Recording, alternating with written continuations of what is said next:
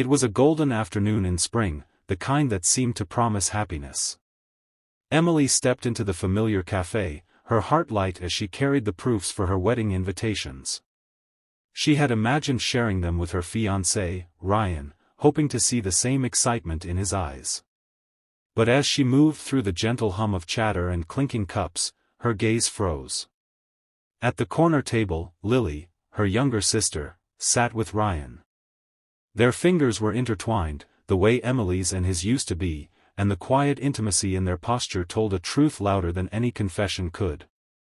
The moment felt surreal, as though the world had tilted without warning. There was no dramatic confrontation, no raised voices. Just the stillness of heartbreak pressing against her ribs, making it hard to breathe.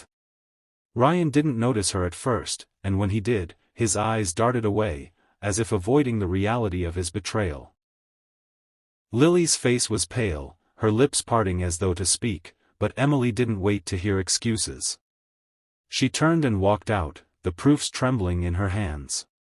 Outside, the bright sun mocked the storm inside her. The dreams she had carefully built, choosing the flowers, the dress, the vows, crumbled silently, not in anger, but in an aching, hollow loss. It wasn't just her wedding she lost, it was her faith in the two people she thought would always stand beside her. In that single afternoon, Emily's life shifted course, not because she wanted it to, but because the ground beneath her had given way. Yet, as she walked away, she didn't know that this ending was the quiet beginning of a journey that would one day bring her a life far richer than the one she had imagined. The months after the betrayal could have been consumed by bitterness, but Emily refused to let her pain shape her into someone unrecognizable. Instead of plotting revenge or nursing resentment, she redirected her energy toward helping others. She began volunteering at a local shelter, serving hot meals to struggling single mothers and listening to their stories. Even with her modest savings, she found ways to make a difference, buying school supplies for children, organizing small community cleanup projects, and quietly paying overdue utility bills for families on the brink. Her days were full, and though her heart still carried scars, she found a quiet sense of purpose in seeing others stand a little taller because of her help. People began to notice her, not for the heartbreak she'd endured, but for the warmth she carried into every room. It was during a chilly autumn evening, at a modest fundraising dinner for a youth education program, that she met Daniel. He wasn't the type to draw attention, his tailored suit was simple, his demeanor almost shy. But his eyes lit up when Emily spoke about the project she was supporting, and he listened with genuine interest, not the polite nods she was used to, but the kind of attention that made her feel truly heard. They spoke for hours about life, about dreams, and about how small acts of kindness could change the course of someone's future. Emily didn't know much about him, only that he had a quiet depth and a way of making her feel at ease. What she didn't realize that night was that Daniel had been just as moved by her compassion as she was comforted by his presence, and that this encounter would mark the beginning of something far greater than she could imagine. Daniel was unlike anyone Emily had ever met. His presence was calm, grounded, and without the arrogance she had often seen in men of influence. It took months before she learned the truth. That behind his modest manners was a man who had built a vast empire from the ground up, a self-made billionaire whose wealth could buy almost anything. But for Emily, that revelation changed nothing. To her, Daniel was the man who leaned in when she spoke, who remembered the names of the people in her stories, and who asked how he could help make her dreams for others a reality. Their connection grew slowly but deeply, rooted not in lavish gestures but in shared values. They spent weekends visiting orphanages and rural schools, working side by side to fund and build programs that would last. Daniel never tried to impress her with luxury, instead, he matched her passion for kindness, often going out of his way to support causes close to her heart. 2 years after their first meeting, under the warm glow of a seaside sunset, they exchanged vows in an intimate ceremony. There were no glittering ballrooms or crowds of strangers. Just close friends, family, and dozens of people whose lives they had touched along the way. Mothers she had once helped stood with tears in their eyes, children she had mentored carried flowers down the aisle, and laughter mingled with the sound of waves. As Emily looked around at the faces filled with love and gratitude, she realized that her wedding day was no longer about what she had lost years ago. It was about the life she had built since, the one built on compassion, trust, and a love that valued the heart far above the price of gold. 3 years later, Emily's life had blossomed into something she could never have predicted on that painful spring afternoon. She had become a well-known philanthropist, her projects touching lives across the country. That night, she arrived at a grand charity gala, not as a guest in the crowd, but as the evening's guest of honor. The ballroom shimmered under crystal chandeliers, the air buzzing with conversation and the soft click of champagne glasses. Photographers lined the entrance, their cameras flashing as Emily stepped in, her silk gown flowing like water, Daniel's steady arm linked with hers. They moved through the crowd with quiet elegance, greeting dignitaries, activists, and donors. It was a night meant to celebrate generosity and vision, but then, Emily's gaze caught on two familiar faces across the room. Lily. Ryan. The sight was like a ghost from a past life.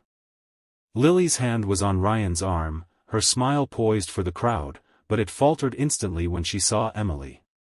Ryan's confident expression slipped into something unsettled, his eyes darting between her and the man at her side. They both froze, as if time had stalled for them alone. They had seen Daniel before, not in person, but on the covers of magazines, in business headlines, in interviews about his groundbreaking ventures. Now, he stood beside Emily, his hand resting protectively over hers, looking every bit the man of influence they'd only admired from a distance. Emily's lips curved into a calm, graceful smile. She felt no rush of anger, no sting of the old wound, only a quiet strength. In that moment, the years of pain and rebuilding converged into a single truth: she had risen far beyond the betrayal, and the life she had now was worth every step it took to get here. Emily's heels clicked softly against the polished marble as she crossed the room, Daniel's gaze following her with quiet pride. Lily and Ryan straightened, their expressions caught somewhere between discomfort and anticipation, bracing for the confrontation they perhaps thought was inevitable. But Emily's smile was warm, her voice steady as she greeted them, as if they were nothing more than acquaintances from a distant chapter of her life. "How wonderful to see you both here," she said gently, her sincerity disarming them. Before they could muster a reply, she turned to the event host and announced a significant donation, one large enough to fund the charity's programs for years to come. And then, with a calm grace that left the room in stunned silence, she added, "This gift is made in honor of Lily and Ryan, for the importance of love and second chances in life." There was a ripple of applause, then a swell, until the entire room was clapping, not for the money, but for the generosity in the gesture. Lily's eyes glistened, her lips parting as though to speak, but Emily simply squeezed her hand lightly before walking away.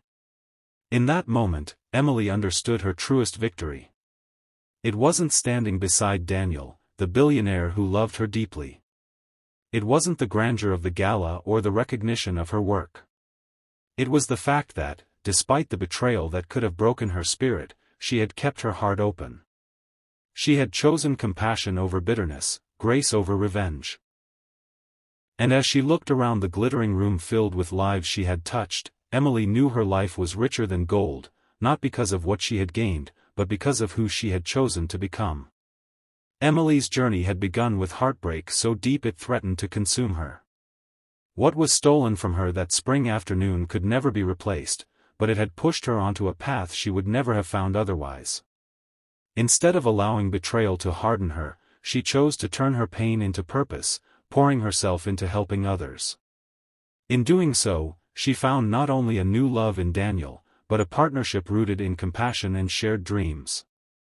Years later, when fate placed her face to face with the very people who had once shattered her trust, she met them not with vengeance, but with kindness. Her life had become proof that true strength is measured not by how high one climbs, but by how gently one can stand after being knocked down. Emily's greatest victory was not in her wealth, nor in the admiration she received, it was in preserving her humanity when life had given her every reason to let it go.